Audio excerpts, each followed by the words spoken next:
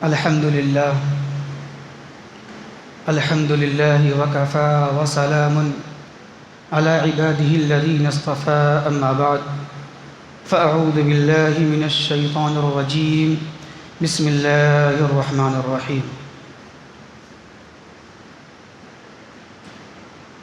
سورۃ یوسف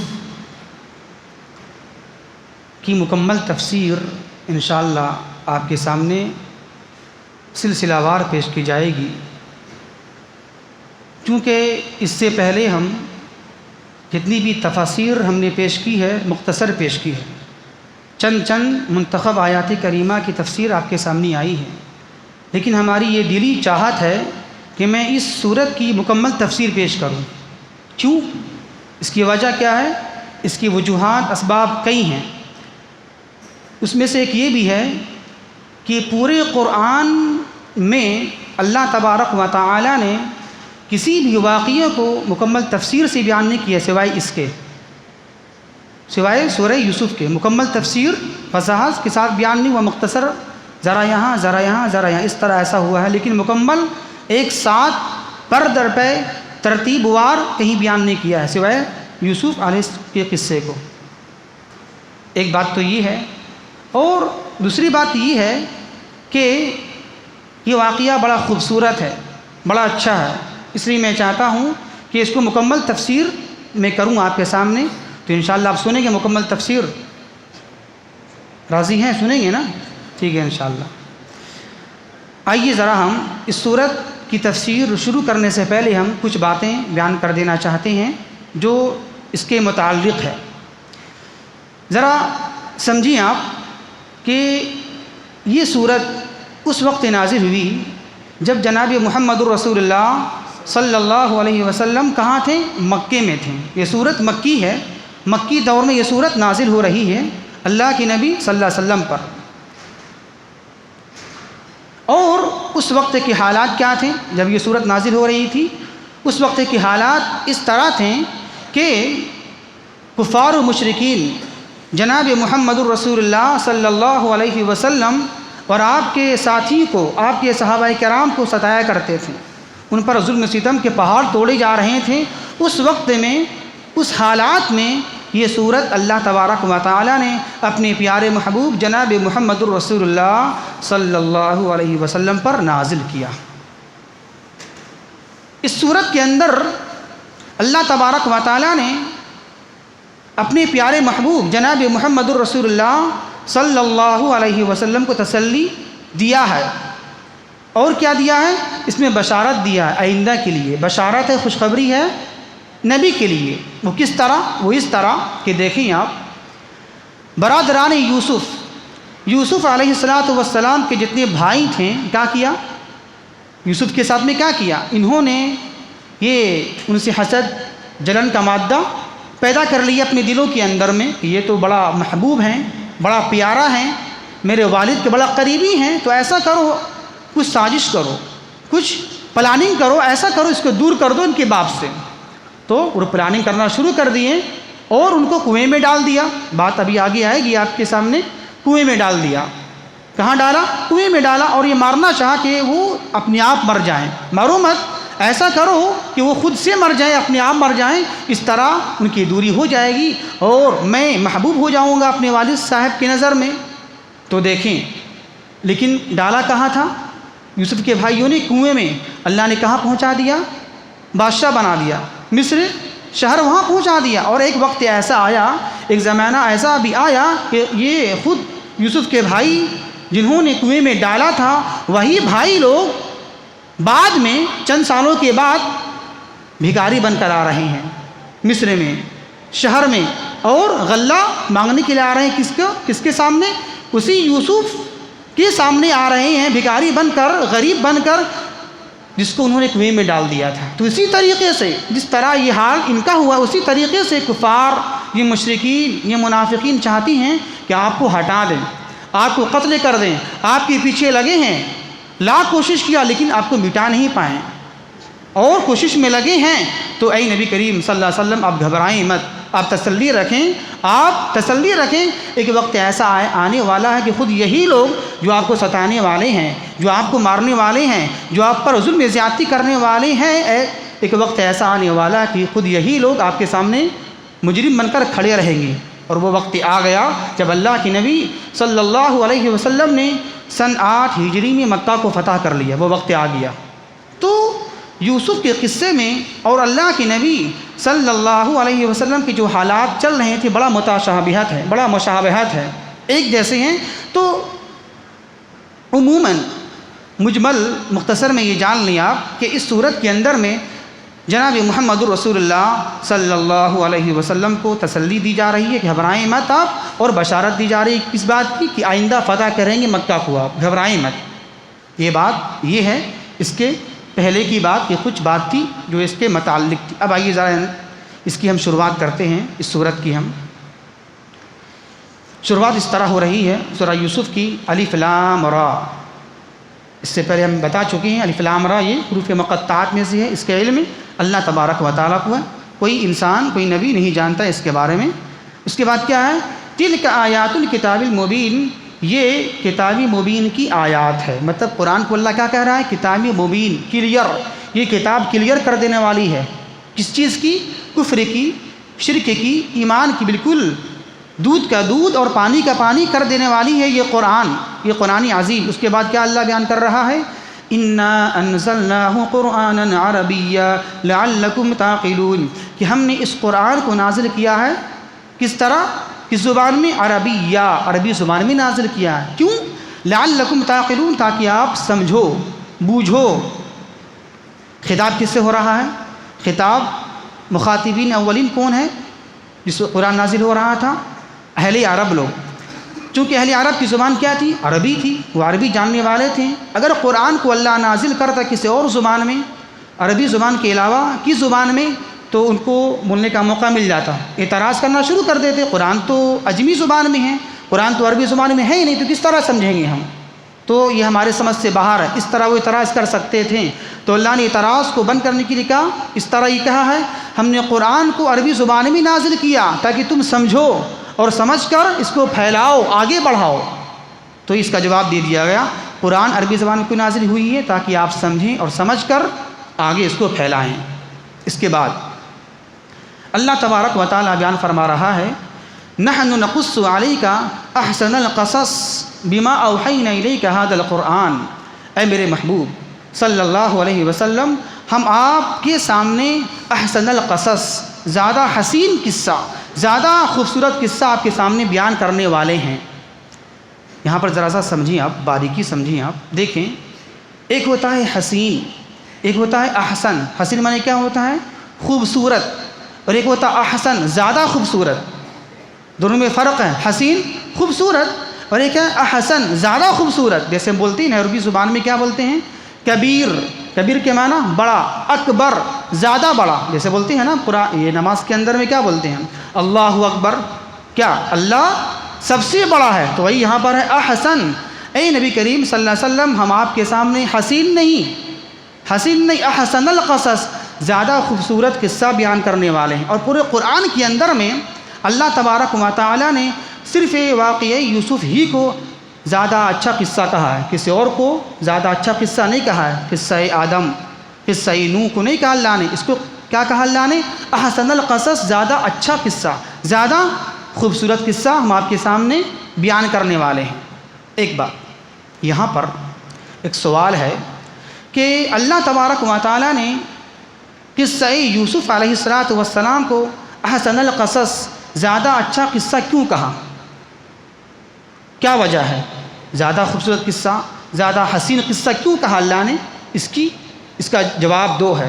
پہلا جواب اس لیے کہ سورت کے اندر میں اللہ تبارک و تعالیٰ نے سارے انسانیت کے لیے، سارے لوگوں کے لیے ایسی باتیں اس میں بتائی ہیں جو قابل عبرت ہیں، قابل نصیحت ہیں، قابل مفید ہیں۔ اچھی چیزیں اس میں آپ کو ملیں گی سننے کے لیے، اور اس میں درس ہیں، دروس ہیں، عبرت نصیحت۔ اس بنا پر اللہ نے کیا کہہ دیا اس قصے کو؟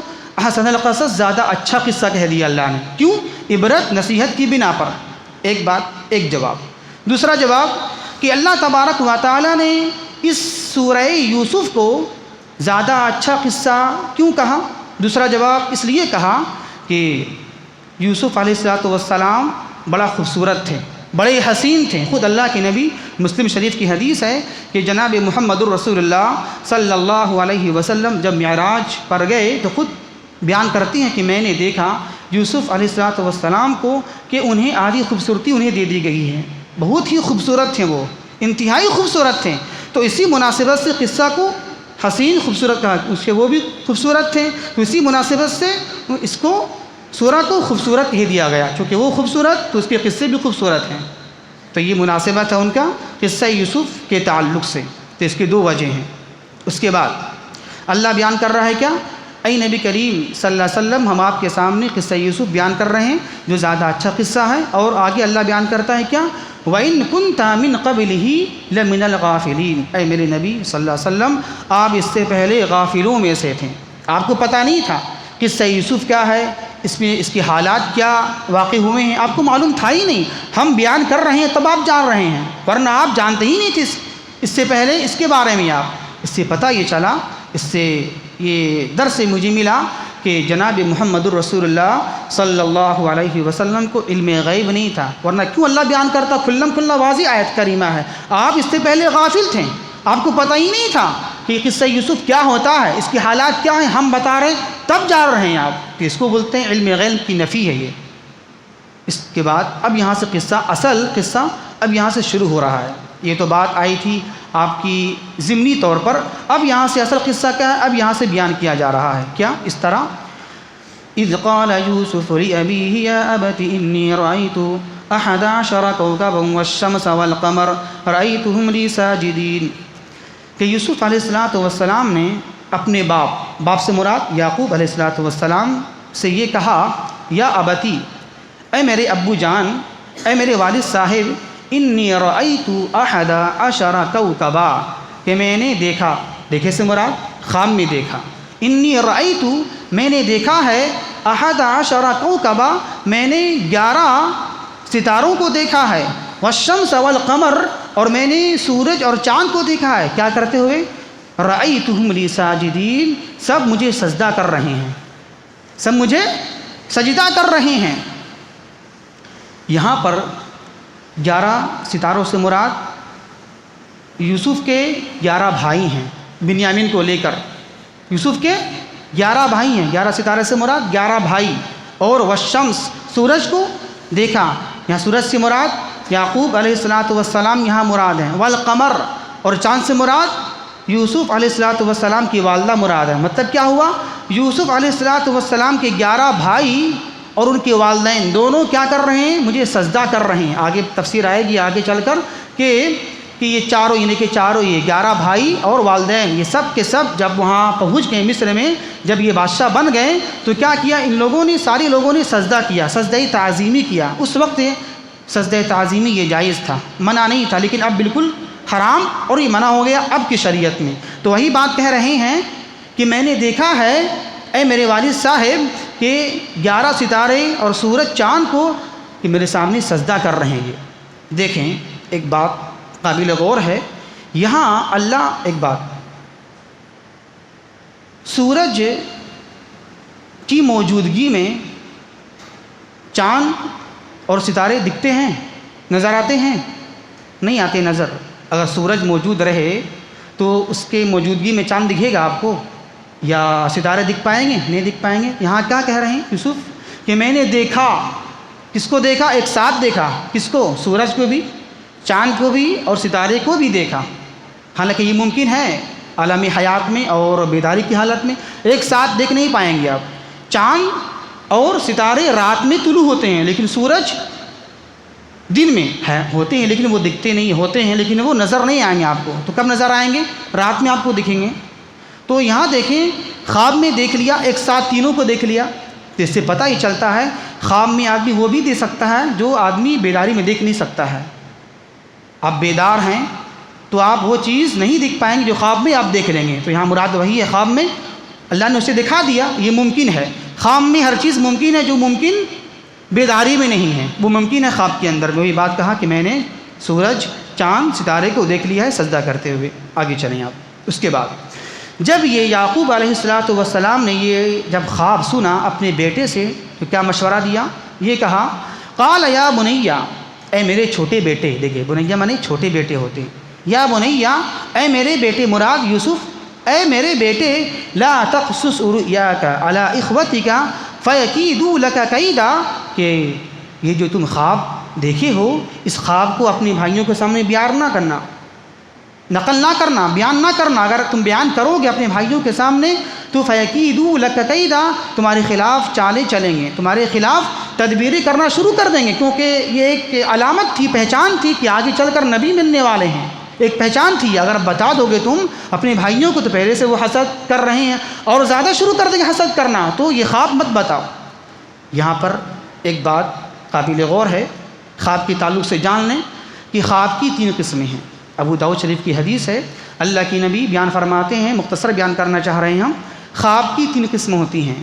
ایک ہے رحمانی خواب، یعنی اللہ کی طرف سے خواب، جس خواب کے اندر میں آپ کو اچھا لگے، خوشخبری ملے، کچھ اللہ کچھ دل میں بات ڈالے، یعنی جو اچھی خواب ہو اس کا نام کیا ہے؟ رحمانی خواب، اللہ کی طرف سے ملنے والا خواب۔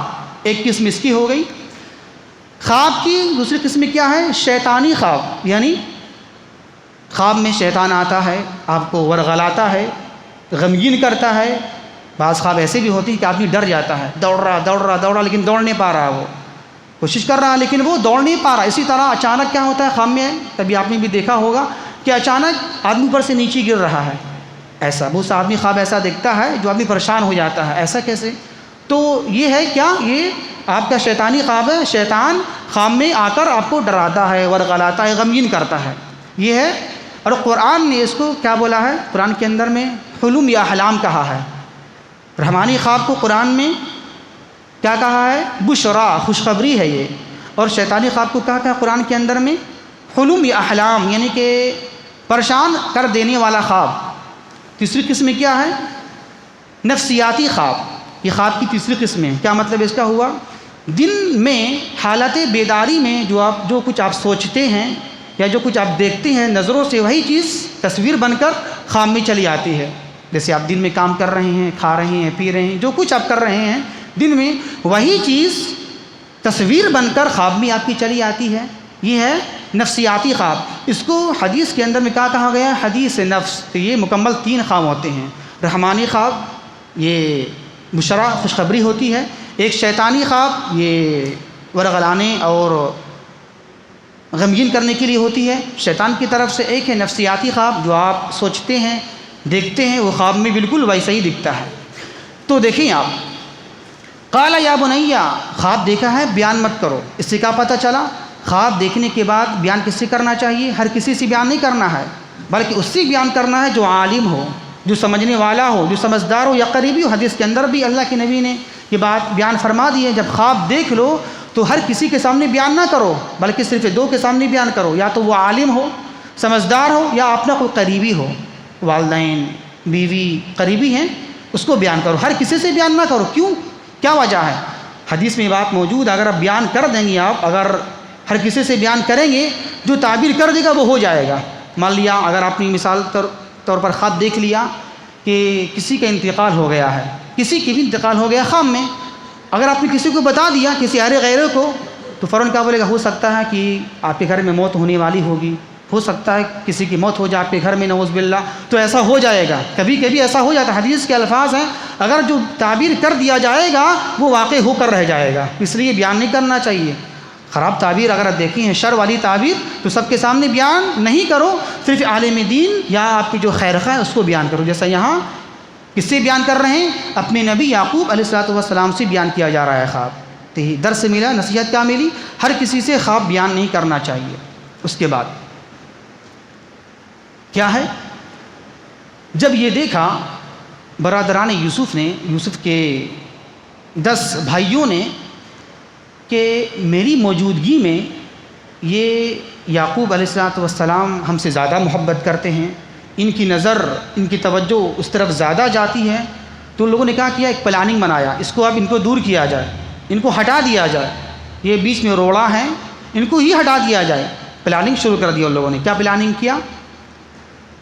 یہ کہا، سارے بھائی ایک جگہ بیٹھے اور یہ کہا اذ قالوا لیوسف واخوہ احب الی ابینا، کہ یوسف اور اس کے بھائی سے مراد بنیامین، یہ دونوں اپنے سگے بھائی تھے، یوسف اور بنیامین یہ دونوں اپنے سگے بھائی تھے۔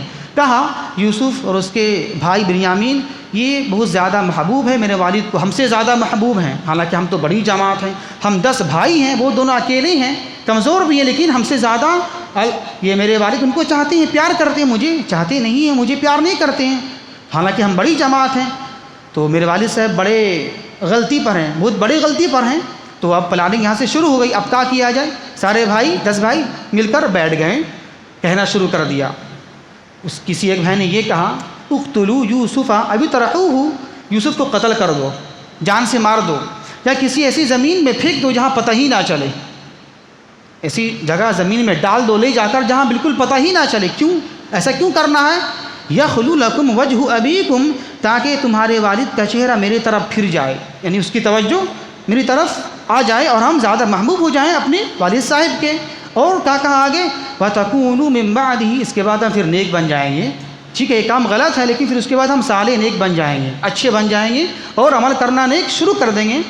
یہاں پر ایک بات قابل غور ہے، دیکھیں شیطان کا ایک دھوکہ یہ ہوتا ہے، گناہ کرو بعد میں نیک بن جاؤ گے، بعد میں توبہ کر لو گے، جیسا یہاں گمراہ کر رہا ہے یوسف کے بھائیوں کو، قتل کر دو یا ڈال دو، کہیں پہ ڈال دو، بعد میں نیک بن جانا، بعد میں توبہ کر لینا۔ اس سے پتہ یہ چلا شیطان کا ایک حربہ یہ بھی ہے، چال یہ بھی ہے کہ شروعات میں کیا بولتا ہے؟ گناہ کرو کوئی بات نہیں، بعد میں تو نیکی والا کام کر لو گے، بعد میں توبہ کر لو گے، اللہ تو رحمان ہے، اللہ تو رحیم ہے۔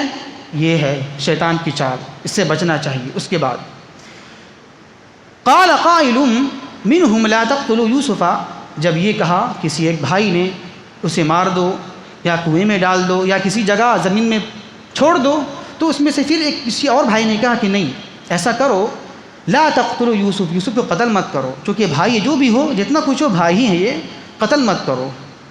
ایک رحم تھا، شفقت ہوتی ہے بھائی کے اوپر میں، چاہے جو بھی ہو، سگے بھائی ہوں چچیرا ہوں، جو بھی ایک محبت تڑپ ہوتی ہے بھائی کے اندر میں۔ تو از راہ براہ کرم انہوں نے یہ بات کہی قتل مت کرو، جان سے مارو مت، کیا کرو؟ ایسا کرو تم القوہ فی غیابۃ الجب، اسے بالکل اندھیرے کنویں میں، گہرے کنویں میں جا کر ڈال دو، جو ایسا کنواں ہو جو بالکل گہرا ہو اور زیادہ اندھیرا ہو، تاریکی ہو، اس میں اس کنویں کے اندر میں جا کر اسے ڈال دو۔ اور اگر ڈال دو گے تو ایسا ہوگا، ہو سکتا ہے وہاں سے کوئی قافلہ گزرے، کوئی گزرنے والا گزرے، اسے اٹھا لے اور وہ بچ جائیں، وہ مرے نہیں جان سے، وہ اس طرح وہ بچ جائیں گے۔ وہ اگر تمہیں کرنا ہے تو یہ ایسا کرو، مشورہ دیا، کسی ایک بھائی نے مشورہ دے دیا۔ اب پھر پلاننگ ہو گئی مکمل، مشورہ ہو گیا۔ اب یہ سارے بھائی کہاں گئے؟ اپنے والد کے پاس جا رہے ہیں بولنے کے لیے، کیا؟ قالو یا ابانا ما لک لا تأمنا علی یوسف وانا لہ لناصحون، اے میرے والد صاحب آپ کو کیا ہو گیا ہے؟ آپ کو کیا ہو گیا؟ آپ مجھ پر بھروسہ نہیں کرتے یوسف کے تعلق سے؟ بھروسہ کیجیے آپ، میں آپ کو کئی بار کہا ہوں میرے ساتھ بھیجیے، لیکن آپ بھیجتے نہیں ہیں۔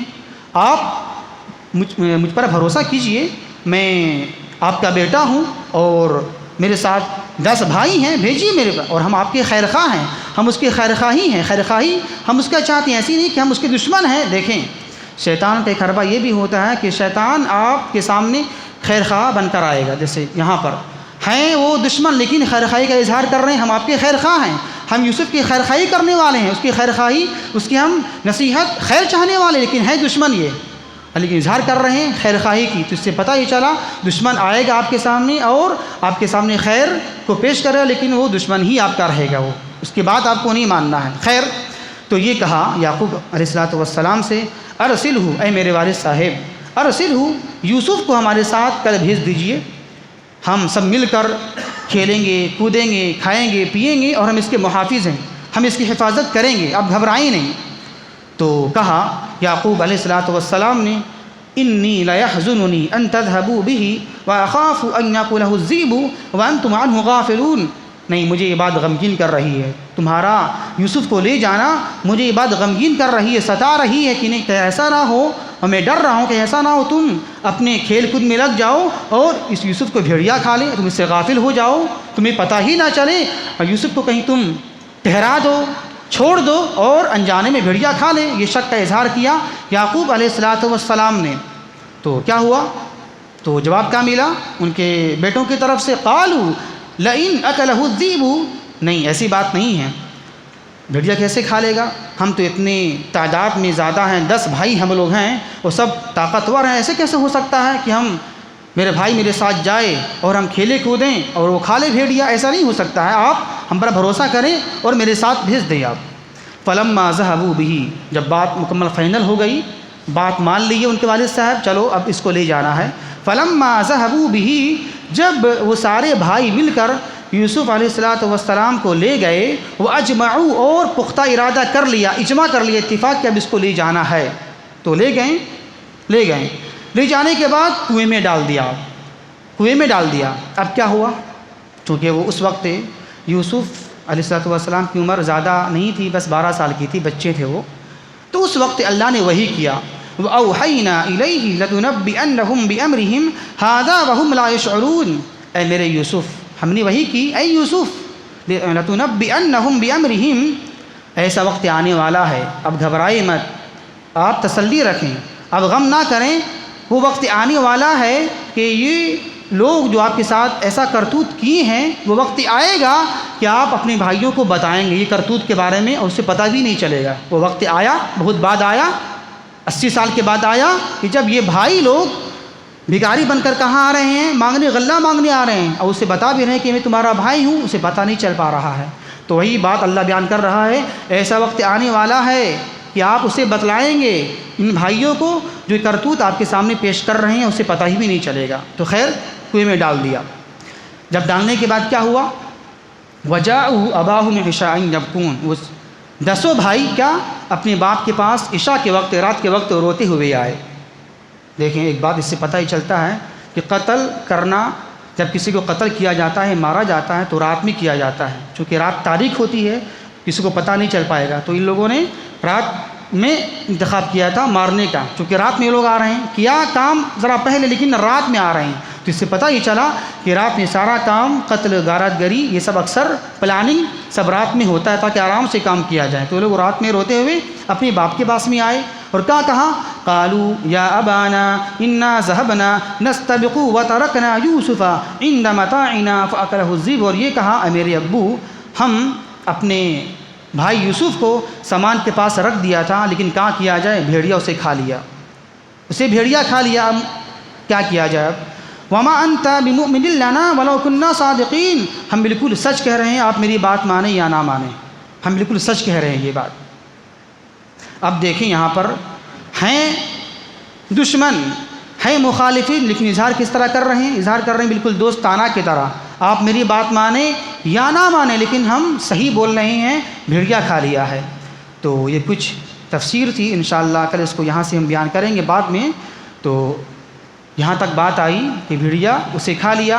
اب کیا وہ لوگ اپنا کہانی بیان کرتے ہیں اور کس طرح وہ گڑھی ہوئی عمل پیش کرتے ہیں ان کے سامنے، گڑھی ہوئی بات پیش کرتے ہیں، اس کی تفسیر انشاءاللہ ہم کل کریں گے۔ اللہ سے دعا ہے کہ اللہ تبارک و تعالی ہمیں صحیح سمجھ کی توفیق عطا فرمائے۔ وما توفیق الا باللہ، والسلام علیکم ورحمۃ اللہ وبرکاتہ۔